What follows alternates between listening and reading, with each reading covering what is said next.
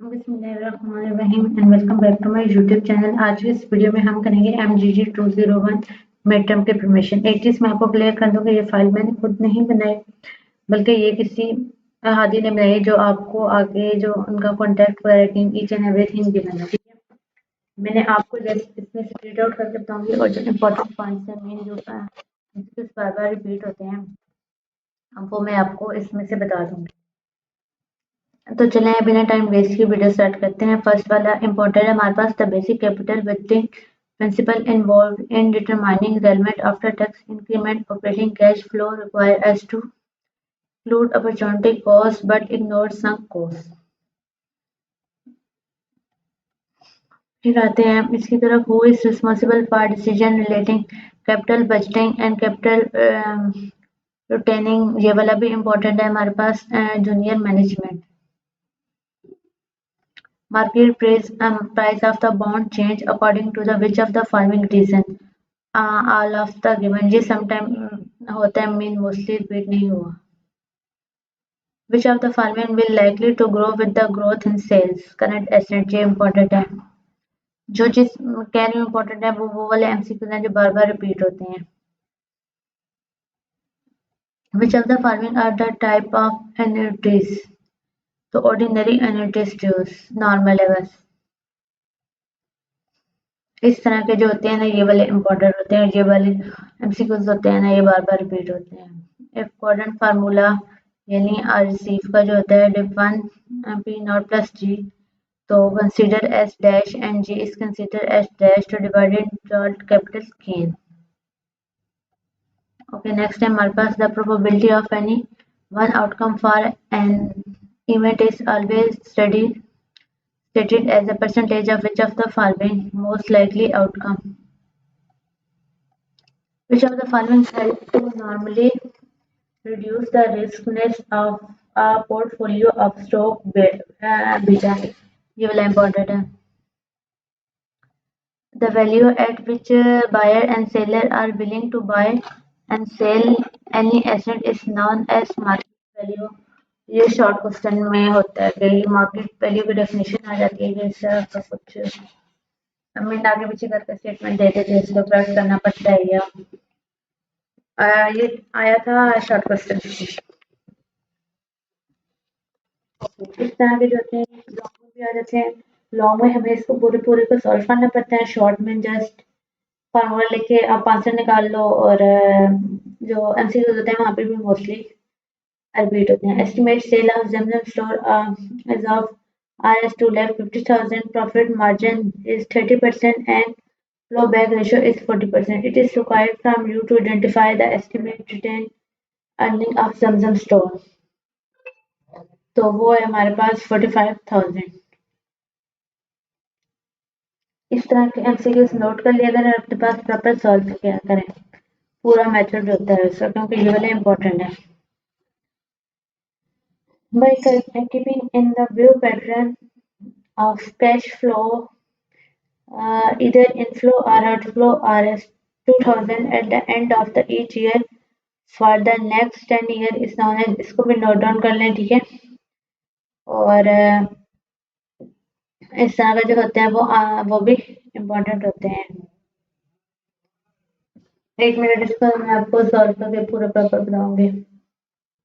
This time हमारे पास है आपका गिवन ऑप्शन। नेक्स्ट पे चलते हैं, which of the following is the example of annuity. All of the given option. Next में which of the given capital budgeting technique give more appropriate result for project evaluation to profitability index। ये important है।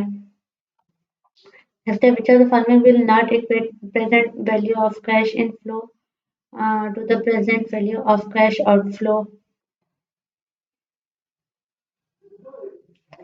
तो ये multiple internal rate of returns।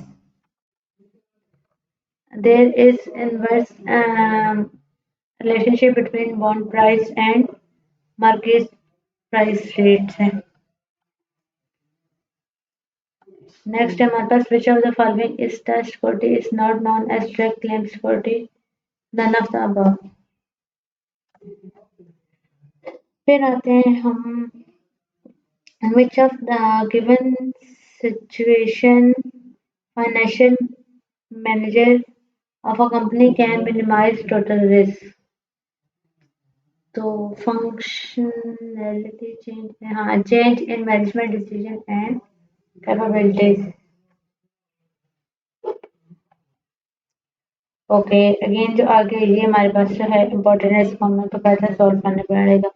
Coefficient of variation of asset S is 1.2 and 20% standard deviation. What will be the expected return of assets? चलिए इसको solve करते हैं.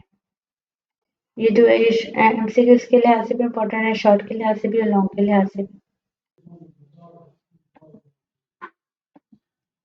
तो उसे भी ये हमारे पास इसका जो प्रॉपर फार्मूला है, ठीक है, इसमें हम लोग को हमने लिया एक्सपेक्टेड रिटर्न और वो को हमने लिया स्टैंडर्ड डेरिवेशन से भी हमारे पास स्टैंडर्ड डेरिवेशन है हमारे पास 20%, जो जिसे हम 100 से डिवाइड करें तो 0.20 आता है. तो फिर जब हम फार्मूले में इसको पुट करेंगे तो 0.167, तो हमारे पास जो अप्रोक्सीमेट रिटर्न वैल्यू आ रही है 16.67. तो ये है हमारे पास ऑप्शन नंबर सी. इसको आप नोट डाउन कर लें, ये लॉन्ग के लिहाज से भी इम्पोर्टेंट है और शॉर्ट के लिहाज से भी.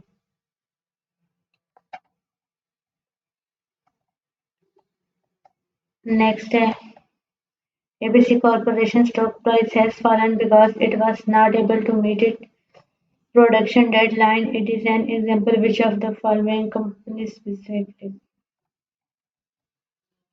Which one of the following cannot issue the bond? Individuals. While employee percentage sale method cash flow estimate are based on the sale revenue. ये भी इम्पोर्टेंट है. मोस्टली तो नहीं होता लेकिन एमसीक्यूज में रिपीट होता रहता है, मेन शॉर्ट लॉन्ग में नहीं होता. ओके, अब आते हैं हमारे पास शॉर्ट क्वेश्चन की तरफ. Briefly discuss the benefit enjoyed by common shareholders over preferred shareholders. तो ये हमारे पास जो है वो उसके कॉमन शेयर होल्डर्स के बेनिफिट है, ठीक है. फर्स्ट है हमारे पास higher profiting voting right, income, share price increase और कंपनी कंट्रोल. यानी कि common share holder can earn more when the company grow.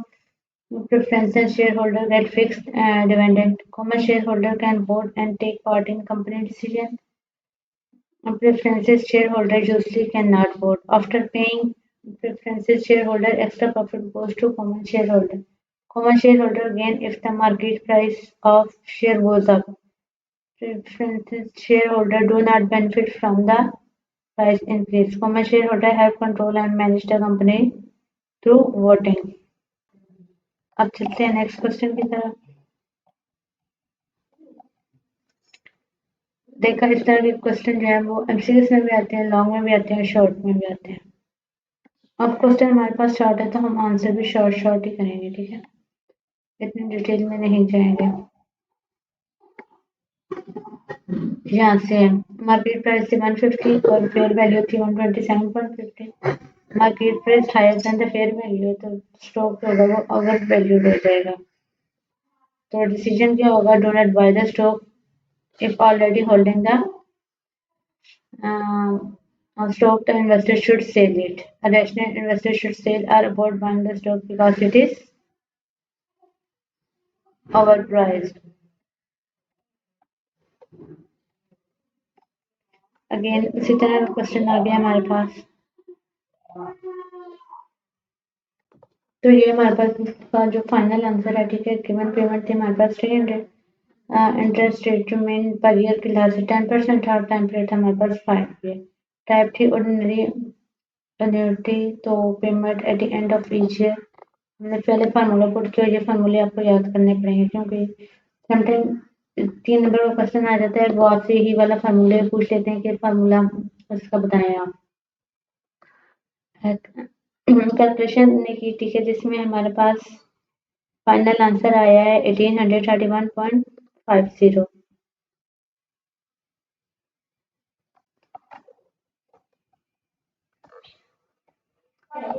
और उसके बाद फिर लॉन्ग क्वेश्चन है, 1 मिनट.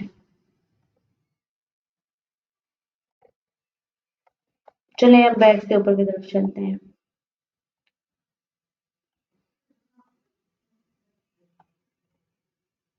एक हाँ, यहाँ से अब हम निकलना है, बल्कि सीक्वेंस में चलते हैं, छोड़ें ऊपर नीचे को।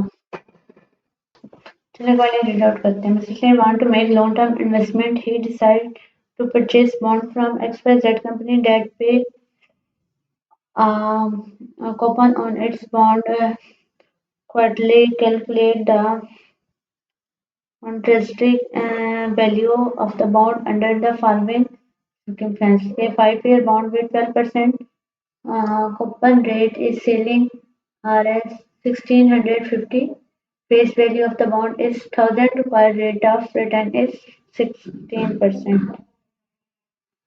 तो पहले हमारे पास गिवन था, फेस वैल्यू गिवन थी, कूपन रेट 12% था, कूपन पेड क्वार्टरली था, रिक्वायर्ड रेट 16% रिटर्न हो रहा है, टाइम पीरियड 5 ईयर है और एमपी मार्केट प्राइस है हमारे पास 1650। अब हम 12% है तो इसका अगर हम 1000 करें तो वो 120 आ जाएगा। ठीक है, कूपन क्वार्टरली जो भी चीज़ होती है वो 4 टाइम होती है, तो उसको हमने 4 से डिवाइड किया तो 30 आ गया। ठीक है, quarterly required return 16% divide by हमने 4 किया तो 4% आ गया।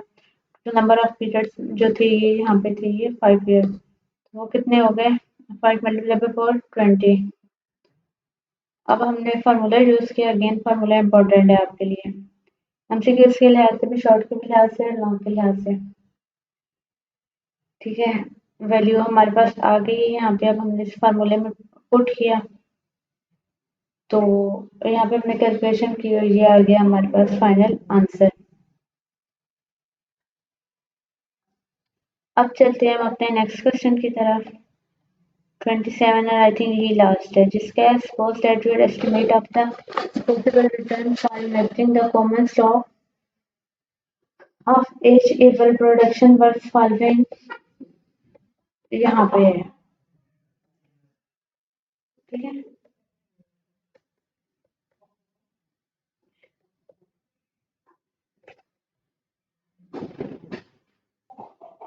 तो चलते हैं इसके सॉल्यूशन की तरफ। जो था मेरे पास, हाँ यहाँ से इंफॉर्मेशन है हमारे पास, फिर रिसेशन आ गया, फिर ईआर हमने सबसे पहले फाइंड किया जो कि है मेरे पास 51%।